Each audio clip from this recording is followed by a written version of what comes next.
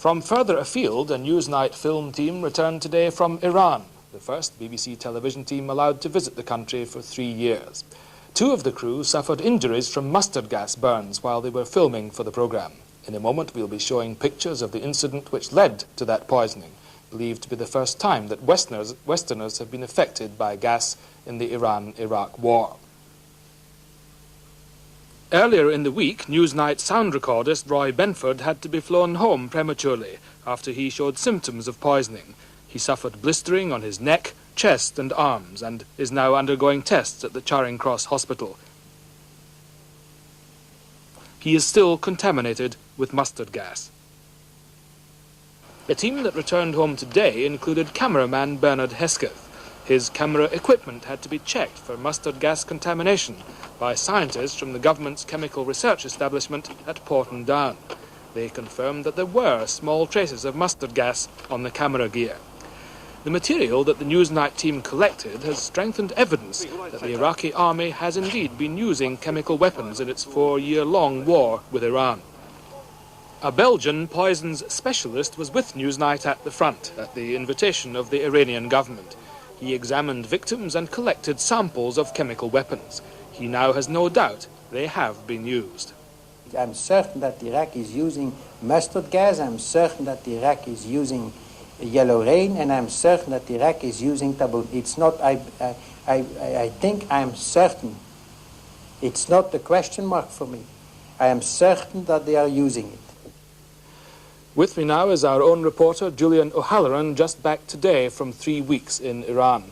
Julian, what was it like out there? Well, in one sense in Iran at the moment it's a time of uncertainty because they've been having elections in 2 parts and the second part is still to come. But on the overridingly important thing, the Gulf War, there is now total determination in Iran to win the war and to press forward the attacks they've been making on the Iraqis this year. And what were you able to find out about the use of chemical weapons in the war? Well, we saw evidence of 2 kinds. First of all, we were taken to see the victims of chemical weapons, soldiers in hospital, some of them very ill indeed, but some of whom were well enough to tell us how they'd been injured in the Majnoon Islands area where there's been very heavy fighting. But later we were taken down to the area near Majnoon Islands where it has been alleged that chemical weapons were used, and we were shown bomb casings, and we were also shown a shell which had not exploded, which contained mustard gas, we were told. Now, was that the incident in which you yourselves, you and the crew, were contaminated by gas, and how did that come about?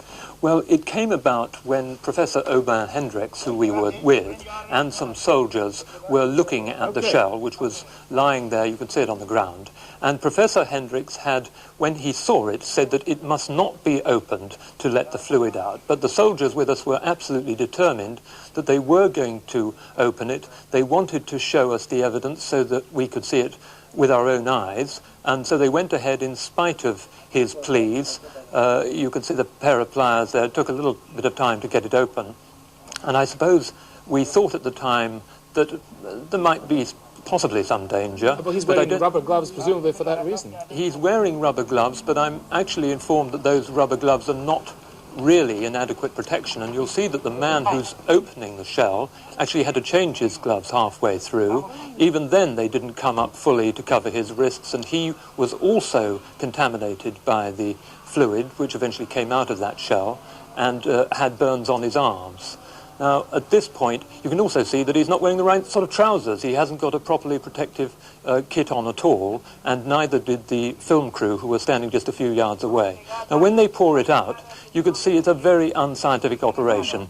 The fluid they're pouring it into the jar, and then they start pouring it all over the edge, and at that point, I think it's quite possible that a large amount of vapor is being created by the fluid and is possibly blowing with the wind towards the film crew and towards Roy Benford, who is now in hospital suffering from burns as a result of that incident, burns and blisters to his body.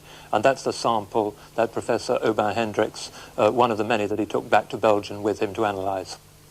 So Roy is still in hospital, but how are you, yourself, and the rest of the team now after that experience? Well, Bernard Hesketh, the cameraman, is also having tests. He seems very fit and cheerful. Roy, I'm told, is progressing. Paul Willich, the director, and myself appear to be fine. so there is no concern about us. But I think the point we would probably all want to make is that the Iranians feel this is something that they've been suffering from for months now. They say they have had more than 2,000 men injured by chemical weapons, of whom 400 are said to have died.